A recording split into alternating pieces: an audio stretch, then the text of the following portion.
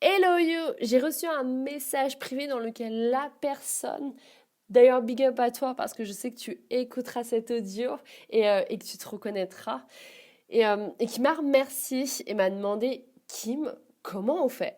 Et c'est vrai que c'est souvent ce qu'on dit, mais comment on fait? C'est vrai, c'est difficile. Pourtant, le message est clair, on comprend, mais comment on fait? À part prendre un coaching individuel, comment on fait? La première chose à faire, c'est d'en faire une priorité. C'est faire de ta réussite, de ton accomplissement, la réalisation du sens de ta vie, de ta quête personnelle, de ton alignement, ta priorité. Et c'est exactement ce que j'ai répondu à cette personne. Je lui ai dit aussi, mais tu as déjà réussi des choses difficiles. C'est vrai, non? Regarde dans ta vie. Pense à la dernière épreuve difficile que tu as réussi, ou le dernier challenge que tu as réussi dans ta vie, ou les 3 challenges que tu as réussi dans ta vie. Si tu regardes bien, qu'est-ce que tu as fait? Et tu vas voir que tu vas être comme un coach. Tu as mis du temps, tu as mis ton énergie et d'une manière ou d'une autre, tu as mis de l'argent, même si c'est relationnel. T'as invité ton date au restaurant ou t'as été en soirée avec. Et que ce soit dans n'importe quel domaine de ta vie, la recette de la victoire, c'est que tu as mis ton temps, ton argent, ton énergie. Donc c'est vraiment une notion de priorité. Et ça dépend de quoi? Elle dépend de ce que toi tu valorises. En fonction de ce que tu valorises, tu vas en faire une priorité qui va devenir un choix, une action et un résultat. Et donc, la question clé, quand tu veux te réaliser en cette fin d'année, si tu as envie d'apporter du sens dans ton année et que tu n'as pas envie de laisser couler cette année et te dire que tu n'as pas bossé plus, que tu n'as pas préparé plus, que tu n'as pas fait en sorte que ton année ait vraiment du sens pour toi, où tu te sens réalisé, si vraiment tu veux ça, là, tu te mets à te valoriser. Là, tu en fais une priorité. Et c'est surtout sur toi, à partir de maintenant, qu'il faut que tu mettes plus de temps, d'amour, d'énergie et d'argent. Elle est là la clé.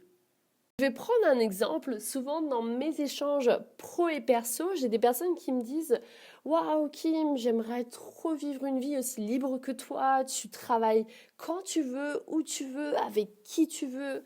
Tu laisses la place à ce qui te fait envie, sans contrainte, sans compromis. Tu voyages pour moins cher, voire gratuitement. Et, euh, et on le voit dans ton contenu sur les réseaux sociaux, tu respires vraiment la vie qui te ressemble. Et c'est cette vie-là dont je rêve. Mais je n'ai pas l'argent pour investir, je ne peux pas. Non, non, non, non. Ce n'est pas que tu ne peux pas, parce que l'argent n'est qu'une énergie. Beaucoup s'attardent dessus, alors qu'en soi, il est simple de revoir ses vraies priorités et donc de générer plusieurs centaines, milliers de dollars si l'on veut vraiment. Et, euh, et tu mets bien 300 dollars dans ton shopping en disant que ça valait le coup. Tu mets bien 800 dollars dans tes tatouages en disant bah c'est le tarif. Tu mets bien 1400 dollars dans le dernier iPhone en disant c'est une affaire, c'était en promo.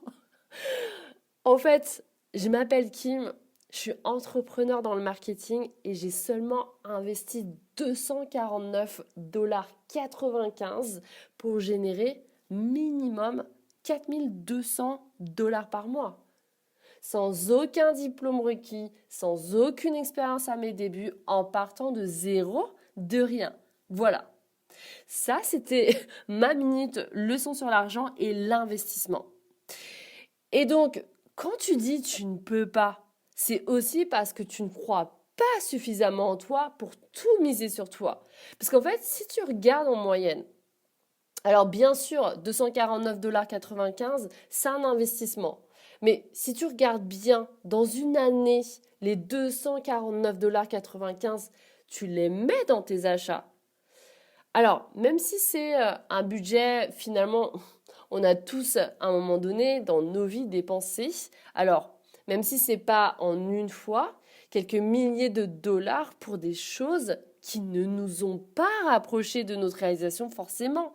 Alors oui, ça nous a fait vivre des moments, certes, mais ça a été plus des dépenses que des investissements. Donc finalement, cette question de priorité, est-ce que tu priorises? Est-ce que tu te valorises? Est-ce que tu veux vraiment réussir? Encore une fois, on revient à la foi en soi. C'est croire en soi.